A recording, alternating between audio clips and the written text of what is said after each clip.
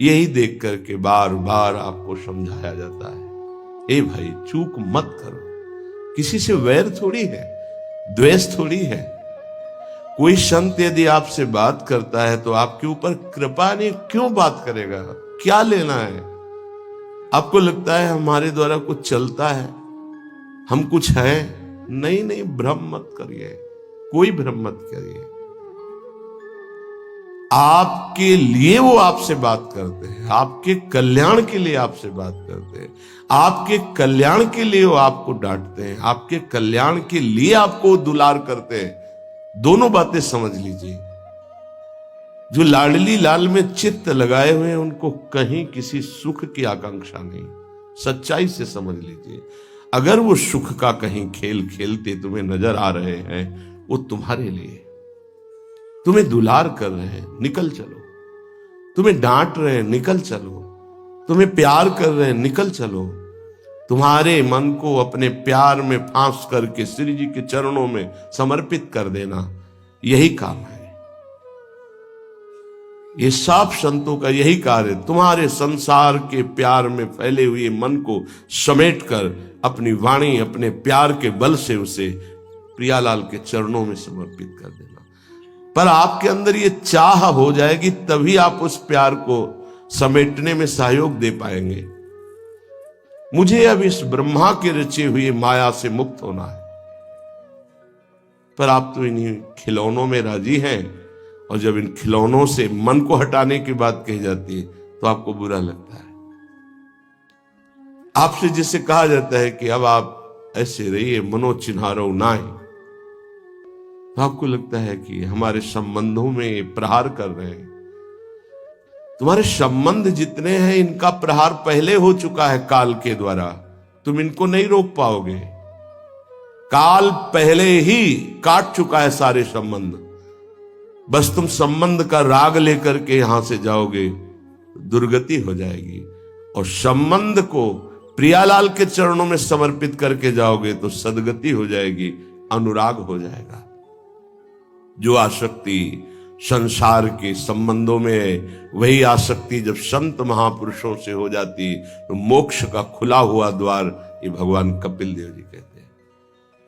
आप अपना अधिकार अपने में मत रखिए, गुरुजनों को दे दीजिए। अब हमारे जीवन की बागडोर आपके हाथ में है, आप जिस दिशा में चाहें ले चलें। हमारा केवल आपकी आज्ञा पालन करना कर्तव्य। तो कह रहे कदापि चिन्मयादुपरि चेत स्पृहा रोहिणे। यदि तुम्हें इस चेतन अचेतन जगत से मुक्त होने की इच्छा जागृत हो गई है तो पहला, स्नेह का संबंध किसी से मत रखिए। स्नेह का संबंध केवल प्रियालाल से रखिए। वही स्नेह जो माता में, जो पिता में, जो भाई में, जो बंधु में, पत्नी में, पुत्र में, वही स्नेह प्रियालाल को चाहिए। आप और सब कुछ दो, भगवत प्राप्ति नहीं होगी। ये स्नेह दे दो तो भगवत प्राप्ति पक्की हो जाएगी। सबसे स्नेह करो श्यामा श्याम के संबंध से। हमारा स्नेह का संबंध श्यामा श्याम से, श्यामा श्याम के संबंध से स्नेह कोई फर्क नहीं पड़ेगा। पर आपको अभी ये कला नहीं आती है। आप जब तक एक बार समस्त संबंधों के स्नेह को बटोर कर प्रियालाल के चरणों में समर्पित नहीं कर देते, तब तक आपको लगेगा, वाणी से बोलोगे कि सब भगवत भाव से, लेकिन पूरा राग यही है, ये हमारे अमुक है, हमारे अमुक है। इसलिए इस रहस्य को समझो, पहले हटो, फिर जब वो राग अनुराग में बदल जाता है तो फिर पूरे विश्व से प्यार करो, कोई फर्क नहीं पड़ेगा। सब जीवन सो प्रीति रीति निवाहत आपनी, क्योंकि वो रीति जानता है। हमारी रीति श्यामा श्याम के संबंध से ही सबको मानना। एकांत की रति विधान करो, शब्दों को समझिए। एकांत की रति विधान करो, अर्थात हमारे हृदय देश में केवल इष्ट और गुरुदेव के सिवा किसी से प्रीति नहीं। और बहुत इस बात से हम कमजोर हैं। कहीं न कहीं हम अपनी प्रीति, हमारा दोस्त है, हमारा मित्र है, हमारा रिश्ता है, हमारा संबंध है, तो श्री जी करुणा करके आपको लाई अपने संबंध पुष्ट करने के लिए, फिर भी आप अज्ञानवश उन्हीं संबंधों को पुष्ट करते हैं जिससे आपकी दुर्गति हो जाए। जो आपके अरे एक हिरण के बच्चा के संबंध ने एक जन्म नष्ट कर दिया, फिर और किसकी बात करें। इसलिए एकांत की रति विधान करो। एकांत की आपकी रति हो चुकी है, इसका परिचय आपके सामने भारी विपत्ति आई, मन केवल श्री जी में, भारी संपत्ति सुख संपदा केवल श्री जी में मन, यह है एकांत की रति। अब उसको कोई विचलित नहीं कर सकता। जहां विषयी जन रहते हैं, विषयी जन संभाषण करते हैं, उस स्थान में, उस भीड़ में, उन लोगों के बीच में अरुचि हो जाना। रतिम मदन मोहने विदधताम तदेकांतिकीम। एकांत की भक्ति, विरति, जन समुदाय, प्रपंच भाषण करने वाले, इनसे संबंध नहीं। ना संतु जनतापने प्रतिवसंतु वृंदावने। जनता अर्थात केवल विषय प्रपंच की वार्ता करने वाले, तापने, हृदय में ताप पैदा हो उनके संग नहीं, मुझे संग नहीं। कोई भी हो, प्रिया प्रीतम से तुम्हें मतलब नहीं, उनकी चर्चा से मतलब नहीं, उनके संबंध से मतलब नहीं, तो हमारा आपसे क्या संबंध। देखो, जगत के संबंध प्रियता दिखा करके भोग सामग्री दे सकते हैं, धन दे सकते हैं, व्यवस्था दे सकते हैं, पर प्रियालाल की प्रीति नहीं। पूज्य श्री रघुनाथ दास गोस्वामी जी जब अपने गृह का त्याग करके महाप्रभु चैतन्य देव की शरण में गए, तो 2-3 दिन जो महाप्रभु को भिक्षा आती थी उसी से महाप्रभु दे देते थे। उनको लगा कि नहीं, जीवन जब महाप्रभु को समर्पित है तो हमको जीने का ढंग सीखना चाहिए, कैसे हम विरक्त होकर के जिए। इतने में घर से भेजे हुए बहुत से सेवक, रुपया, सामग्री, रसोईया सब आ गया, क्योंकि बहुत बड़े धनी थे उनके पिताजी, और पिता के भाई दोनों के बीच में एक लाड़िले पुत्र थे, पूज्य श्री रघुनाथ दास गोस्वामी, जिनकी समाधि राधा कुंड में विराजमान है। अब सुंदर सुंदर पकवान, भोग सामग्री घर के भेजे हुए रसोइये सब बनाते, प्रभु को भोग लगता, महाप्रभु चैतन्य देव को भी।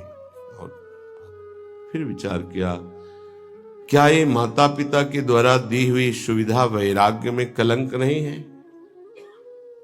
मेरा जीवन प्रभु के लिए, क्या मैं प्रभु आश्रित नहीं जी सकता। जब विरक्त हो गया तो माता पिता के द्वारा दी हुई भोग सामग्री से जीना निषेध है। प्रवृत्ति और निवृत्ति 2 मार्ग हैं। प्रवृत्ति मार्ग में स्वयं अधिकार हो जाता है पुत्र और पुत्री का माता पिता की संपत्ति पर, निवृत्ति मार्ग में नहीं, स्वीकृत नहीं है। निवृत्ति मार्ग में स्वीकृत नहीं।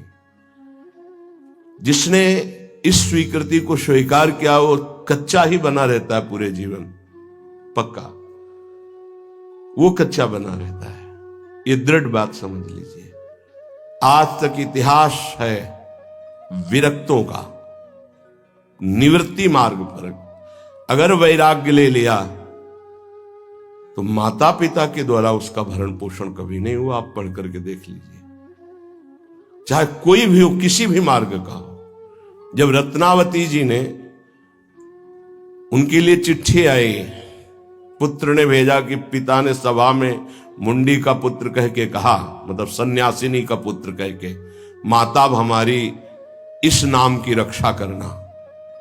ये हुई चिट्ठी पढ़ी तो महल छोड़ दिया उसी समय, और नाई को बुलवाया, अपने जो राजरानी के बाल थे उतरवा दिया, और संत सभा में बैठ गए। आज से कहा राज अन्न का त्याग।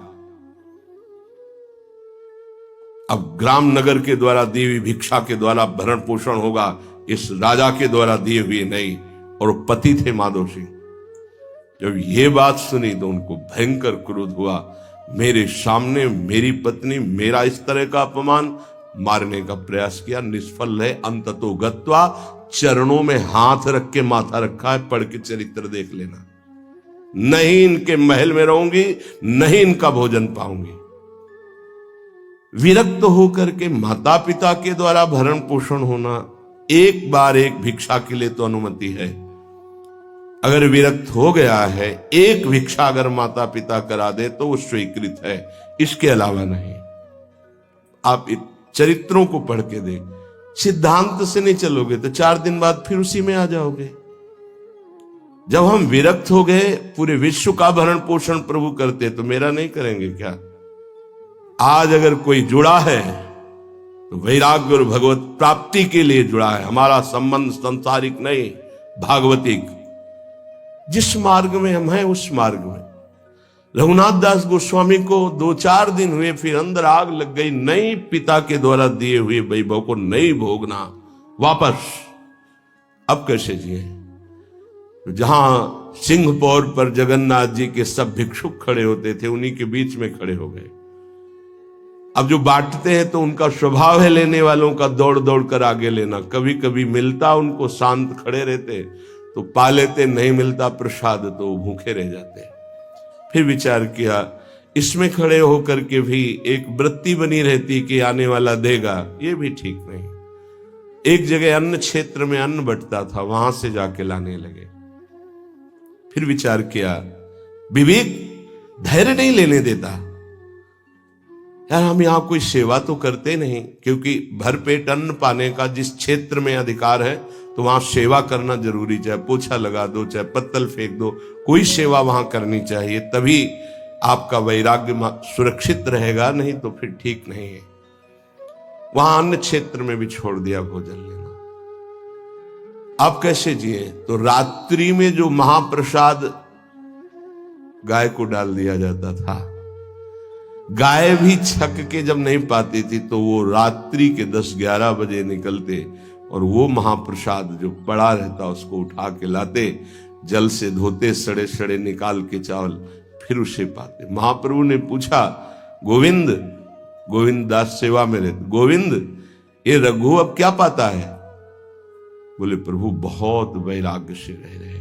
बताया तो उनका, अच्छा ऐसा अमृत अकेले अकेले पाता है, हमको कभी निमंत्रण नहीं दिया, अब हम चुपके से छीन के पाएंगे।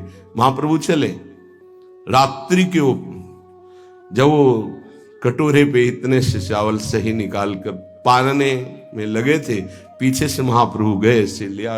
अरे प्रभु आपने, उनका इतना स्वादिष्ट अमृत पाता है और मेरे को कभी निमंत्रण नहीं दिया, निहाल कर दिया।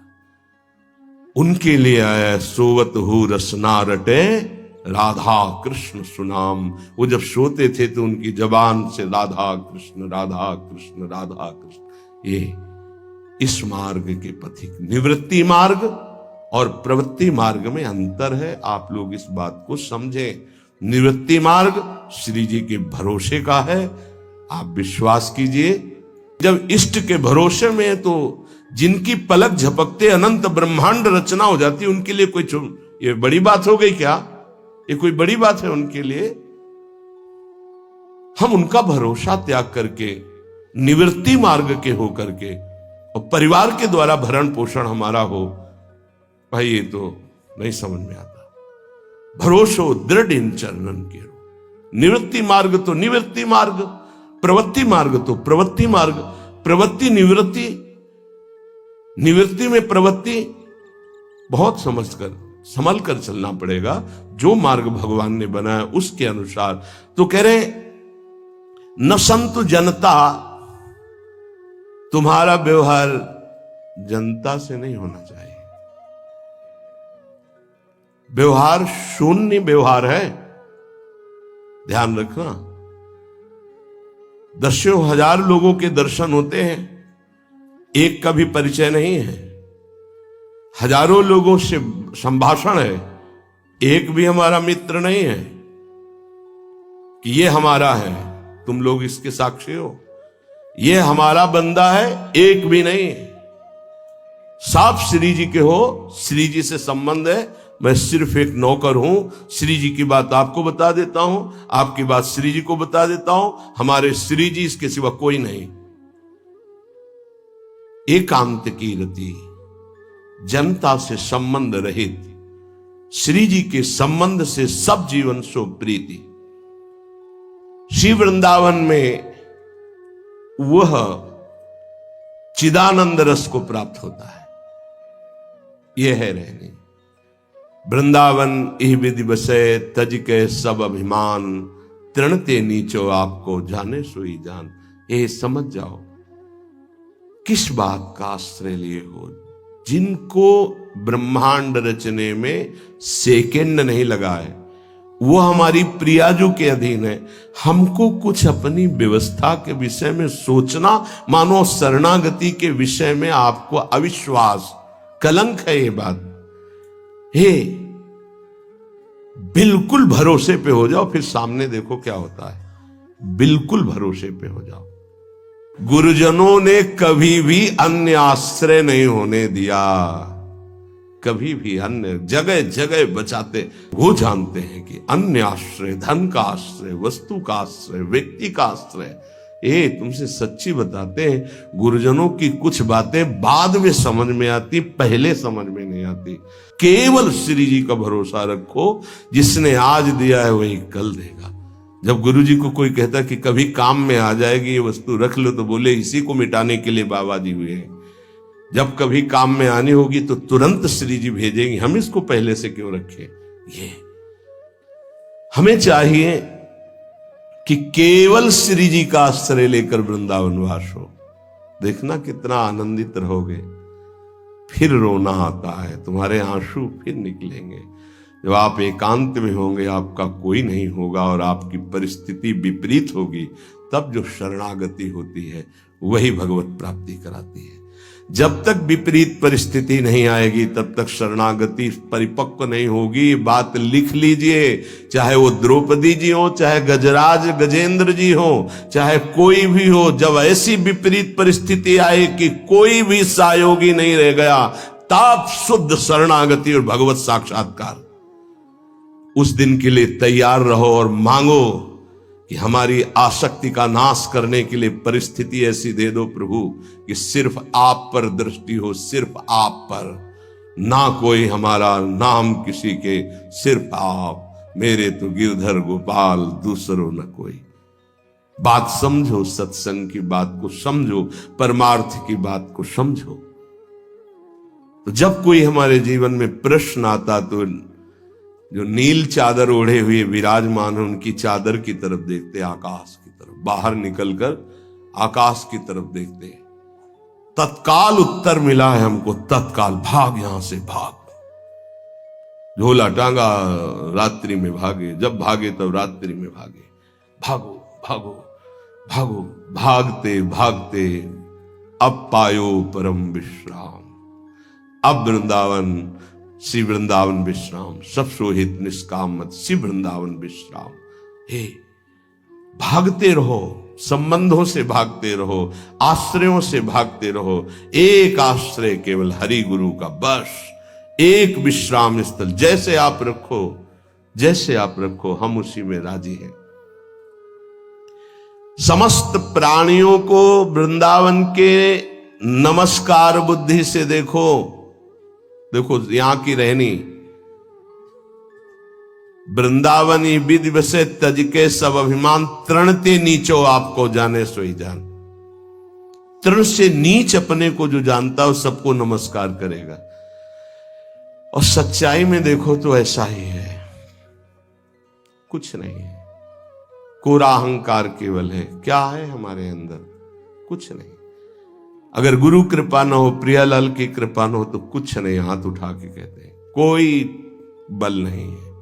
बल है तो वो है, नहीं तो वो नहीं, तो कुछ बल नहीं।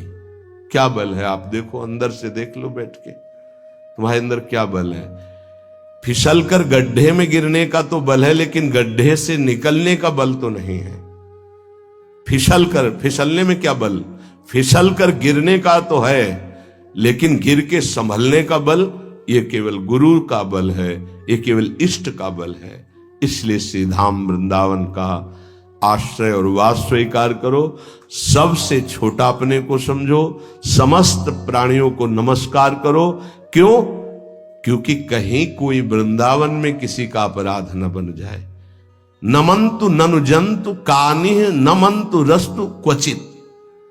कहीं ऐसा ना हो जाए यहां किसी भी जंतु का, किसी भी जीव का, किसी भी शरीरधारी का अपराध न बन जाए। अगर वृंदावन में कोई अपराध ना बनने पावे और सबको हम नमस्कार करके रहें और श्री जी का केवल भरोसा रहे, तो आप चमत्कार देख लेंगे, अध्यात्म आपके अंदर प्रकाशित हो जाएगा। जैसे जैसे अध्यात्म प्रकाशित होता है वैसे वैसे शांत होता चला जाता है, मन शांत होता चला जाता है, कोई वासना हृदय में नहीं रहती। पूज्यपाद श्री उड़िया बाबा जी महाराज से प्रश्न किया, पीछे वर्णन किया गया था कि बड़े बड़े महापुरुषों की ये लोग निंदा क्यों करने लगते हैं, क्यों द्वेष करने लगते हैं? वो तो किसी से द्वेष नहीं करते। जितने महापुरुष हुए उनकी निंदा हुई है, वर्तमान में जितने हैं तो आप देख लो सैकड़ों अगर नमस्कार करने वाले तो कुछ निंदक आपको मिलेंगे। ऐसा क्यों होता है? क्योंकि संत तो किसी से द्वेष नहीं करते, द्रोह तो उनके हृदय में होता नहीं, अद्वेष्टा सर्वभूतानाम। फिर ये क्यों होता है, निंदा क्यों करते हैं? तो कहते भगवान की दो शक्तियां हैं, एक है माया और एक है प्रेम भक्ति। जो प्रेम भक्ति से विमुख उनके हृदय में माया शक्ति का प्रभाव रहता है, यद्यपि उनका द्वेष भी इसी से होता है। उनकी महानता देख करके वो वहां चल तो सकते नहीं, तो उनका द्वेष बन जाता है।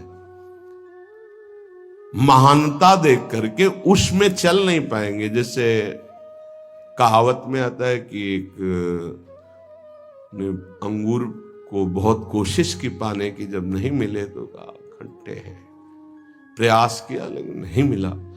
तो उनका प्रयास माया जनित है, तो प्रेम या भक्ति या सद्गुण या भगवद आश्रय नहीं धारण कर पाते, तो उनको द्रोह हो जाता है संतों से। अब नरसिंह मेहता जी का चरित्र देखिए, बड़े बड़े भक्तों का, उन्हीं के गांव के लोग, उन्हीं के घर के परिवार के जनों ने ही द्रोह पैदा कर दिया। द्वेष, निंदा, मारने की चेष्टा, अपमान, ऐसे। अच्छा सोचो, उड़िया बाबा जैसे महापुरुष से क्या कभी ऐसा हो सकता है कि उनके मारने के लिए आदमी लगा दे? विचार करके देखो। पैसा देकर भेजा गया था कि सत्संग में जाके नाक काट लो। वो आदमी चुपचाप चाकू लेकर के आया और प्रणाम के बहाने तो संतों के सामने कौन रोकता, तत्काल चाकू निकाली और जे भी मारा तो हाथ पकड़ते पकड़ते चावल भर नाक में चल, मतलब थोड़ा सा ऐसे खून निकलने लगा। ऐसे बाबा ने रोका, पकड़ा और गुफा में ले गए। आज भी गुफा नीचे जो बनी हुई, बैठे और गरम दूध चीनी डाल के मंगवाया, पिलाया और कहा धैर्य धारण करो, बिल्कुल डरो मत, तुम्हें कोई नहीं मारेगा, तुमने ऐसा क्यों किया? वो रो पड़ा संत कृपा देख के और कहा बाबा मुझे इतने 1000 रुपए देने की बात कही गई थी कि बाबा मैं गरीब आदमी हूं, पैसे के लोभ से बुद्धि मारी गई। उन्होंने कहा बस तुम ऐसे नाक में चाकू मार देना ऐसा। बाबा ने कहा कोई बात नहीं, कहां से आए हो? बोले हाथरस के हैं। बाबा ने ये नहीं पूछा कि किसने भेजा है। चतुरता इस बात की कि सब शिष्य थे, अगर ये पता चल जाए कि किसने, तो उससे द्रोह हो जाएगा ना, बस इतना पूछा था क्यों तुमने ऐसा किया? तो बोले मुझे पैसा दे। ये नहीं पूछा किसने किया, क्योंकि उससे द्वेष हो जाएगा। अपने शिष्यों से कहा शपथ है हमारी, इसे डांटना भी नहीं और हाथरस की बस में सुरक्षित बैठाल करके आओ, चलो जाओ।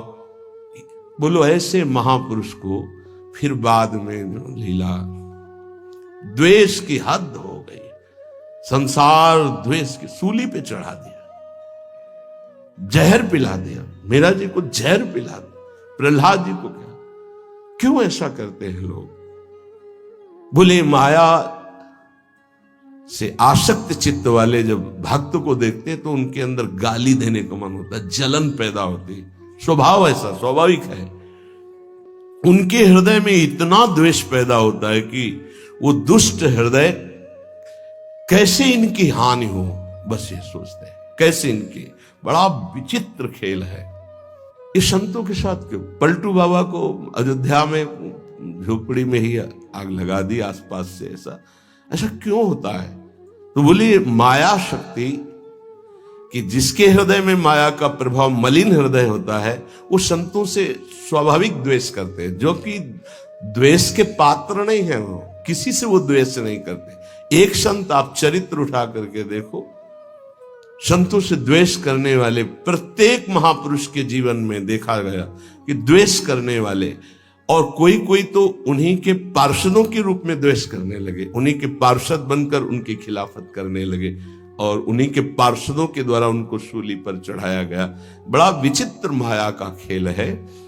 इसी से वो भक्तों की निंदा करते हैं और भक्तों से द्रोह करके अपना सर्वनाश कर लेते हैं। तो क्या इससे बचा जा सकता है? यदि भगवान का नाम जप करने लगे, भगवान का आश्रय ले ले, तो दृष्टि बदल जाएगी। आप देख लेना, दृष्टि बदल जाएगी।